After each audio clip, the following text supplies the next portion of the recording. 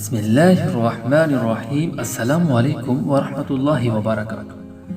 ناظرین، امید ہے آپ لوگ خیریت سے ہوں گے۔ آج ہم آپ کو ایک بہت ہی زبردست چیز بتائیں گے جو کہ نرینہ اولاد کے لیے ہے۔ عیسیٰ میں محمد صلی اللہ علیہ وسلم کی تاثیر نرینہ اولاد کے لیے۔ حضرت حسن بن علی بن ابی طالب رضی اللہ تعالی عنہ سے روایت ہے، فرماتے ہیں جس کو حمل ہو وہ یہ نیت کر لے کہ میں اس عمل سے پیدا ہونے والے بچے کا نام محمد رکھوں گی۔ اللہ تعالیٰ اپنی قدرت کاملہ سے اسے مذکر میں تبدیل کر دیتا ہے، اگرچہ وہ مؤنث ہی کیوں نہ ہو۔ حدیث کے ایک راوی نے اپنا تجربہ بیان کرتے ہوئے کہا ہے کہ میں نے 7 مرتبہ یہی نیت کی تو اللہ نے مجھے 7 بیٹے دیے، تو میں نے سب کا نام محمد رکھا۔